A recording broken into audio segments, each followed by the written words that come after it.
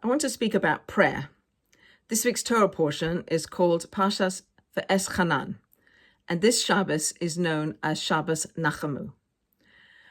So the Torah portion begins with Moses imploring God to let him into the land of Israel. There are many reasons given our tradition in our commentaries as to why Moses isn't allowed to go into the land of Israel, and he's on the cusp of the people going in. He's about to die, and he begs God, implores God one more time to let him go into the land of Israel. So we have many descriptions of how to pray. What is prayer? So what I'd like to focus on is prayer as a connection, as a way for us to understand and be in an intimate and connected relationship with the divine. That we have the opportunity to pray, that it is something that enables us to come into a relationship with God. Where is God to be found? The Hasidic master says, wherever we let him in. And prayer is one of those ways that we let God in, that we open ourselves up, that we open up our heart to understand that God is always with us. As the Ramah says, be aware all the time before whom you stand. That God, there's nothing but God. And it says in this week's Torah portion, Ein od milvado, there's nothing but God.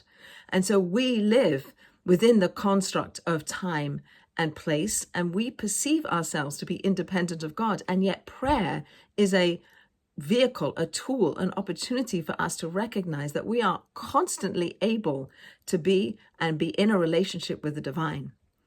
So prayer is one way to do that. And we have to prepare ourselves to pray. We have to understand what prayer is. We have to understand that God is listening, God is wanting, God is loving.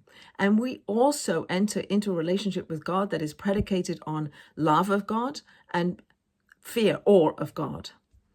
So Moses is pleading with God, imploring God to let him in to the land of Israel. And what he's doing in that moment is connecting himself in a very deep way and asking for a gift that is not deserved.